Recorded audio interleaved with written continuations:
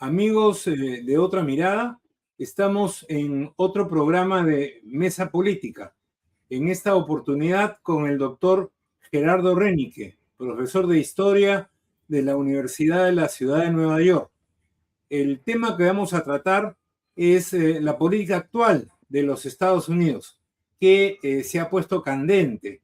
Casi siempre se habla de la política exterior, pero en este caso tenemos a una persona con un gran conocimiento del tema y vamos a tratar de la política interna de los Estados Unidos, de cómo se están desarrollando estas elecciones de medio término y de cuáles van a ser las consecuencias a corto plazo.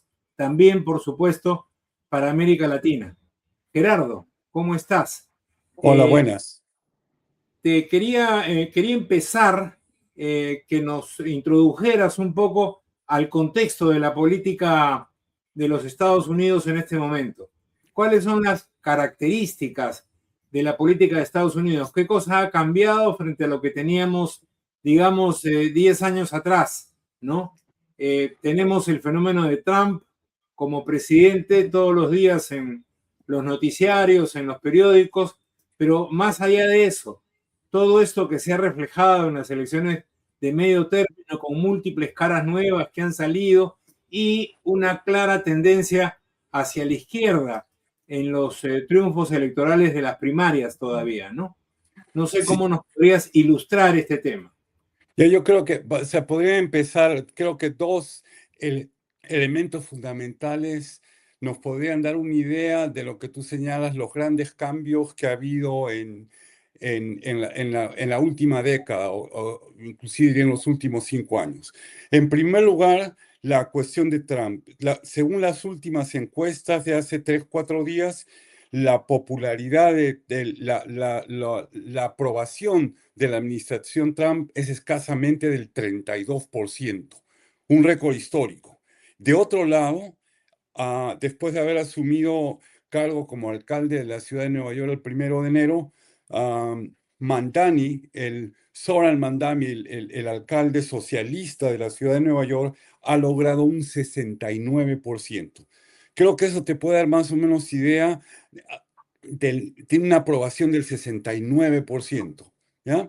Eso creo que te puede dar una idea de lo que tú bien has señalado, lo que yo considero una insurgencia electoral de los sectores progresistas dentro del partido demócrata. Pero una insurgencia que me parece que ha sido galvanizada, sobre todo canalizada a través de lo que se llama en Estados Unidos DSA, Democratic Socialists of America, los socialistas democráticos americanos, ¿no? Una organización que al momento tiene elegidos aproximadamente, son más de 250 representantes, sea alcaldes, sea representantes a asambleas, a congresos distritales, a congresos estatales y a consejos municipales. En el Congreso Federal, en la Casa de Representantes, son dos socialistas que han ocupado un rol muy prominente en galvanizar al sector más progresista, más izquierdista dentro del Partido Demócrata. Alejandra Ocasio-Cortez, una mujer joven puertorriqueña que representa al estado de Nueva York, y de otro lado, a Rashida Tlaib, representante del estado de Michigan, musulmana, hija de palestinos. Entonces, esas son las dos más prominentes figuras públicas. Recientemente ha sido elegido, hace unos días, candidato en la primaria del Partido Demócrata y con grandes posibilidades de resultar vencedor al puesto de gobernador del estado de Michigan, el doctor Abdul El Sayed, musulmán, hijo de inmigrantes egipcios. Entonces, eso te puede dar una idea. Se habla mucho de un lado de Trump y sus políticas antimigratorias, del racismo norteamericano, y de otro lado, la elección de personas como estas dos personas. Es el caso de Melat Kiros, una mujer abogada de 29 años, hija de refugiados etíopes, que acaba de ser elegida en la primaria para alcaldesa de la ciudad de Boulder, Colorado. Y dicho sea de paso, Boulder, la ciudad de Boulder, así como el estado de Colorado, es un estado 90% blanco. Entonces, eso te da idea del tipo de tensiones que se vienen dando en Estados Unidos. Entonces, ese es uno de los cambios fundamentales que podemos seguir hablando y expandiendo. El otro gran cambio, es un cambio cataclísmico, diría yo, es el hecho de que a ver cuántos han sido, déjame ver el número exacto, 104 representantes se opusieron a renovar la ayuda militar al Estado de Israel. Eso ha sido un golpe tremendo para el Congreso, tanto para el Partido Demócrata como para el Partido Republicano, que en los últimos, desde que existe esta alianza estratégica entre Estados Unidos e Israel, así habrán habido pues 3, 4, lo más 5 representantes que simbólicamente se han opuesto a esta ayuda. Esto es indicativo en este aspecto de esta política estratégica. En cierta forma, los comentaristas políticos señalan con mucha precisión, creo yo, que el gran perdedor de estas elecciones ha sido el lobby de acción política israelí americano. La cantidad de plata que pusieron en oposición a Mandani, en oposición a Abdel Sayed y en oposición a todos los candidatos socialistas ha alcanzado cifras astronómicas. Campañas en apoyo en contra de Mandani en la ciudad de Nueva York pasaron los 29 millones de dólares. Entonces, este comité es uno de los lobbies más poderosos que ha ejercido una política de presión impresionante.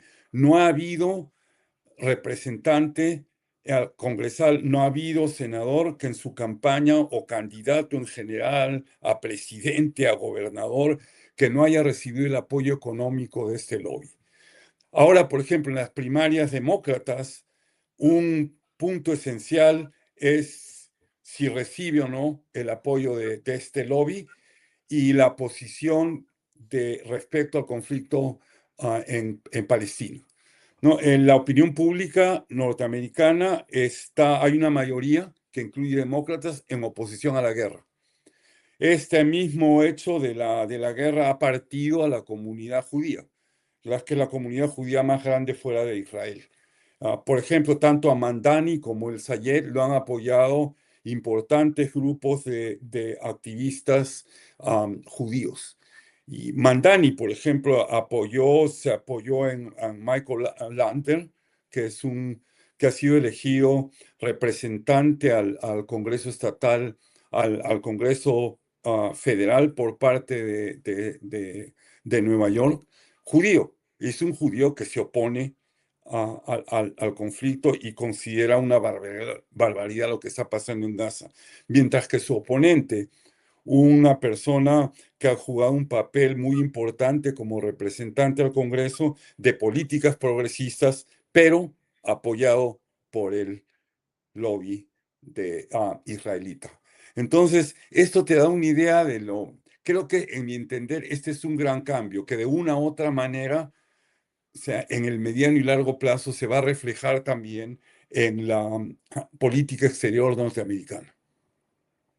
Ahora, pensando en todos estos cambios que tú señalas, que un poco contrastan con lo que ha sido la política norteamericana o el dominio de determinados grupos en la política norteamericana de las últimas décadas, no solo años, ¿por qué crees que se ha producido? ¿Cuáles son las raíces de estos cambios? Me refiero no solo a las raíces políticas, a las raíces sociales de estos cambios. ¿Qué ha pasado? ¿Qué se ha transformado en la sociedad estadounidense? Mira, creo que en el mediano plazo el telón de fondo de todo esto es la neoliberalización de la economía. Siempre desde América Latina, desde el Perú, hemos tenido la sensación de que el neoliberalismo es algo que está ocurriendo en nuestros países y no está ocurriendo aquí, ¿ya?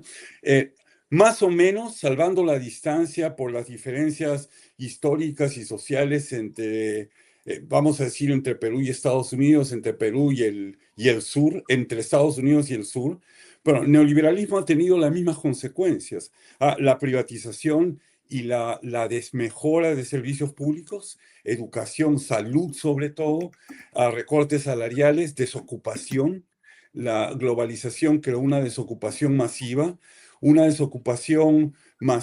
sobre todo en la industria automotriz y todas las industrias subsidiarias de esa producción, que era el motor, uno de los centros de la economía. Estoy usando esto como ejemplo porque creo que se epitomiza la naturaleza de los problemas, cómo los problemas económicos pueden evolucionar en problemas como la epidemia de drogadicción, que está concentrada justamente en aquellas ciudades que tuvieron los más altos índices de desocupación, que era sobre todo masculina y blanca.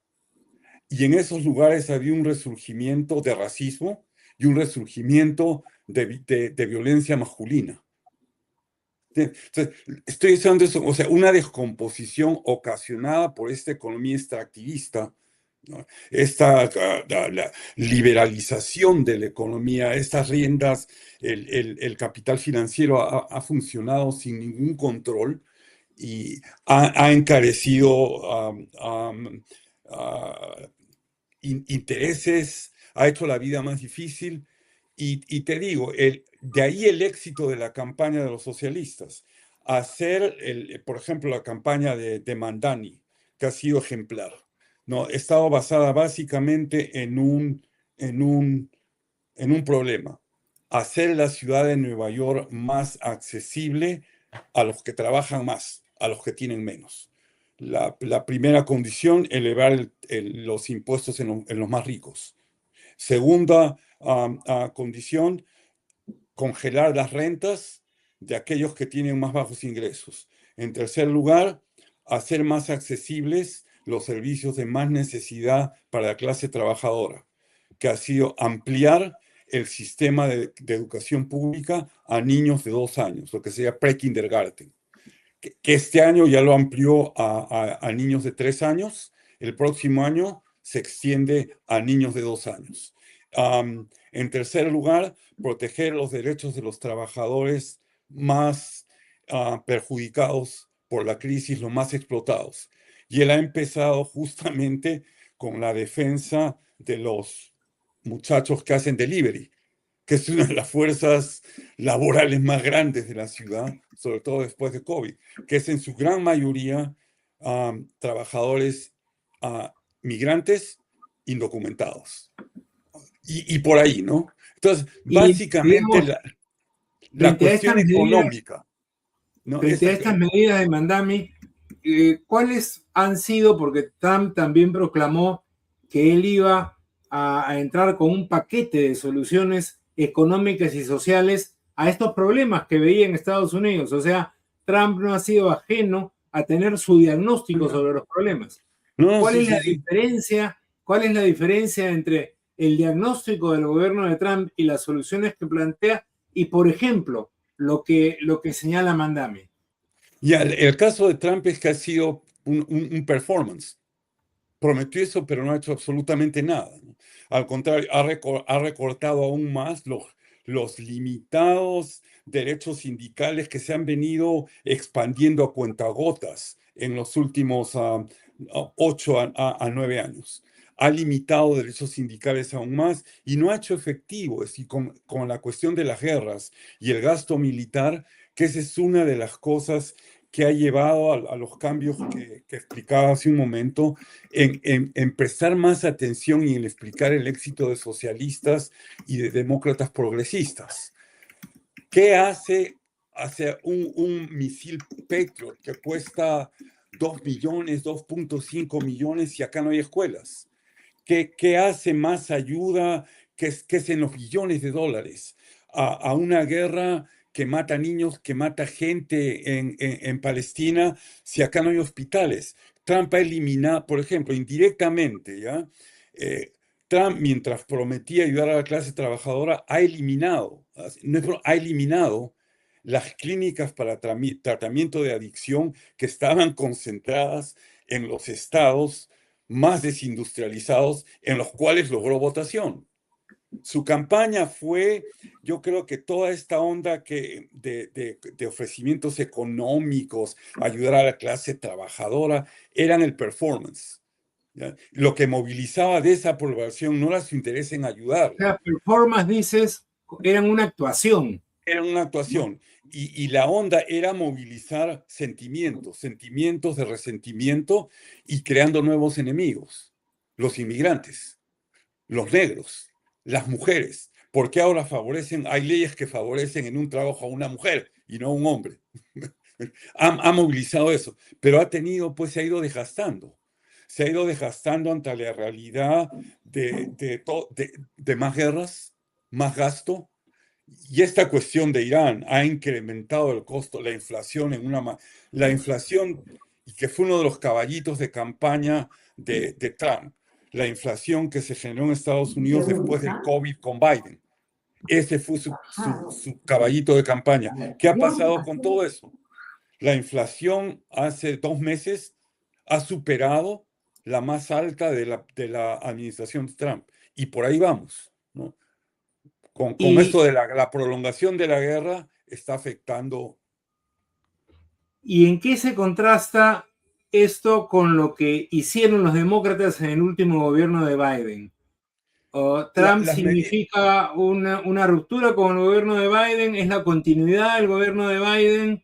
Digamos, ¿qué han hecho los demócratas frente a esta misma situación de desindustrialización, de deslocalización, de desocupación, sobre todo en los sectores trabajadores? Porque esto no viene de ahora, como decíamos, ¿no? Sí. No, mira, La otra gran alternativa que era el Partido Demócrata. lo que sucede es que las políticas de Biden ha tenido muchos elementos muy progresistas, la política de Biden, ¿eh? Pero no fueron lo suficientemente profundas como para tener un cambio efectivo.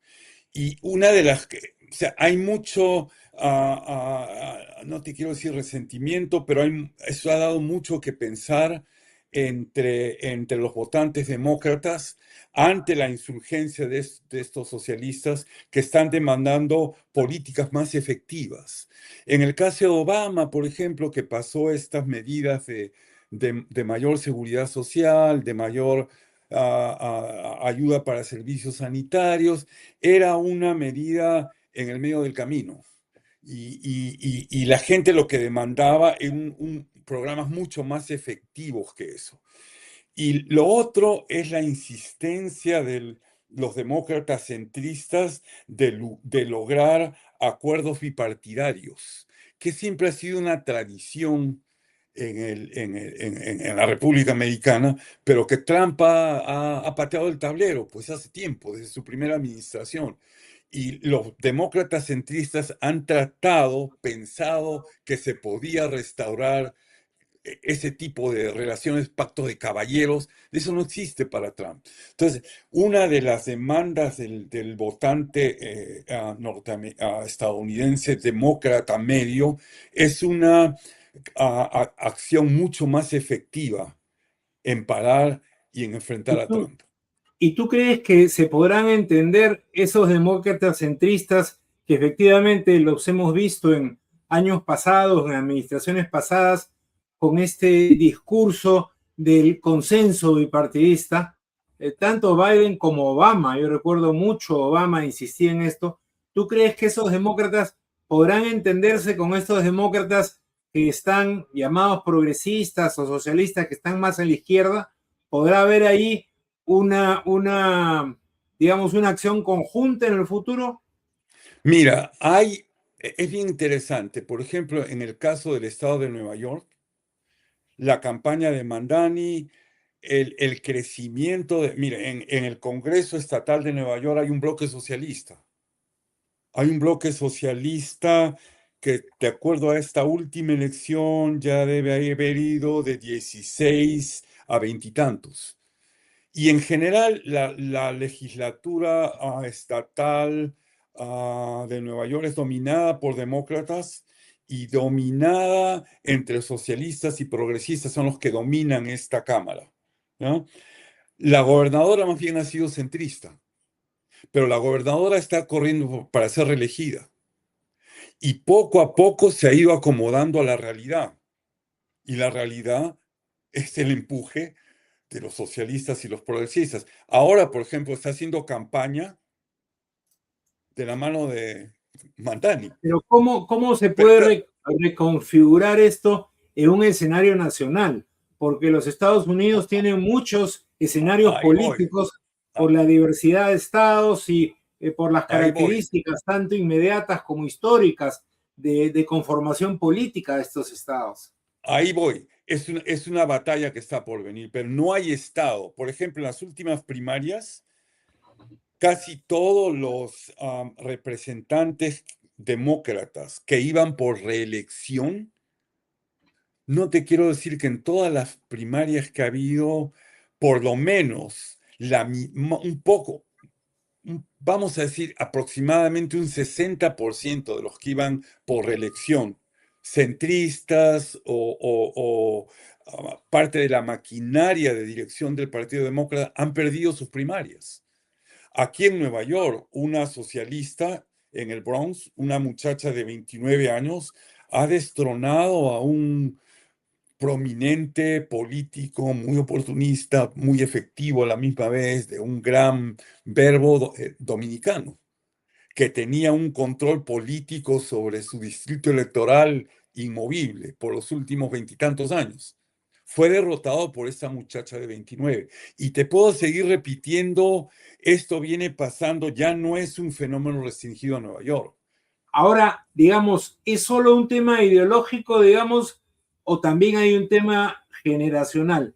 ¿Se da en los republicanos? Es una pregunta, digamos, Ya, contrasensu. ¿Se da en los ya, republicanos el fenómeno o no se da en los republicanos? ya. Vamos a empezar por demócratas. En el caso de los demócratas, es generacional. ¿Ya? Y mira, no es tanto ideológico, porque creo que la sabiduría, la sapiencia, la habilidad política de los socialistas es enfocarse en su programa, en taxes, elevar los impuestos a los ricos, hacer la vida más accesible para todos.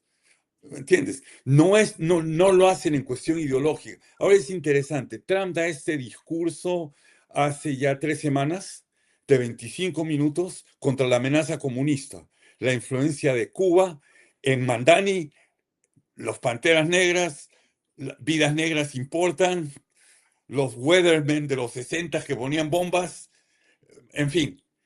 Y escuchas en los noticieros, entrevistan al votante joven. ¿Qué es la Guerra Fría? ¿Qué fue la Guerra Fría? Pero no tiene miedo que Mandani, que dice que es socialista, va a ser... ¿eso era comunismo? Pero está bien lo que dice. Todos queremos eso. O en la cuestión de la guerra. O sea, ¿es comunista oponerse a las matanzas que veo en la televisión todos los días? Bueno, si eso está bien, supongo. O sea, estoy parafraseando. En el lado de los republicanos, la cuestión es más complicada.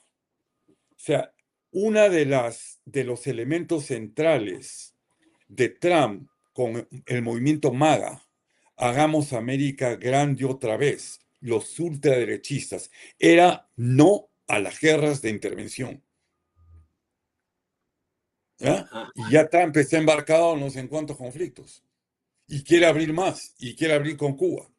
Y tiene Entonces, problemas con los MAGAs, entonces. no, con los MAGA la situación está más que tirante. Y de otro lado, esto parecerá irónico, con la derecha religiosa, con la derecha evangélica, por su comportamiento tampoco cristiano, en términos del insulto, en términos que denigra gente, en términos que ellos apoyan leyes de deportar a los inmigrantes ilegales, pero no a aquellos que están establecidos, que contribuyen a la comunidad, que pagan impuesto y que han tenido una vida cívica, económica y social sin problemas.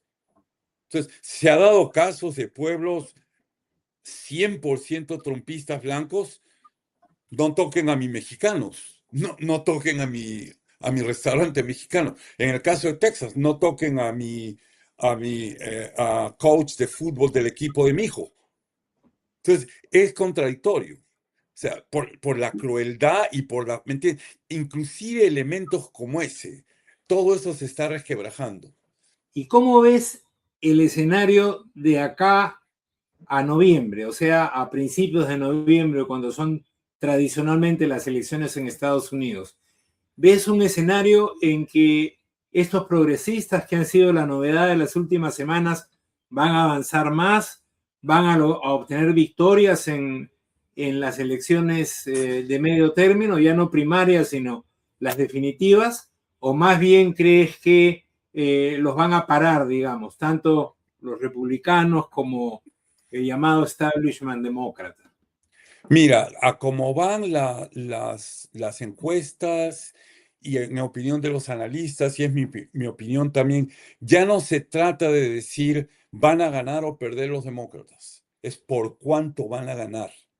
Ahora, en términos de qué sector se va a imponer, yo creo que va a haber un gran avance progresista y en algunos estados se van a mantener algunos de los elementos del establishment, pero cada vez más tirados hacia el centro y a su centroizquierda, porque sus votantes están demandando otra cosa. O sea, la opinión pública contra la guerra, la opinión pública a favor de impuestos a los ricos. Por ejemplo, encuestas a nivel nacional que incluye republicanos, ¿ya? De quién creen que es la persona con mayor, que les gusta más para ser candidato a presidente en la próxima elección. ¿Quién crees que es? Alejandro Ocasio-Cortez. Y de lejos, es una de las favorecidas, tanto para votantes republicanos como para votantes demócratas. ¿Y a qué se O sea, debe esto?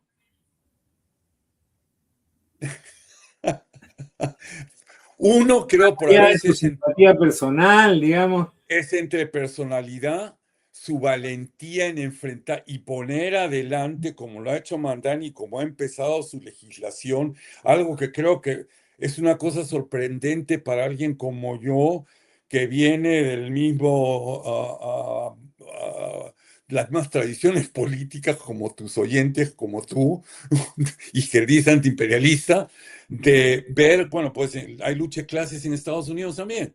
Entonces, ha habido una polarización, ha habido un avance de interés de clase. Y creo que estos socialistas, de una u otra manera, es lo que ponen delante de la carreta.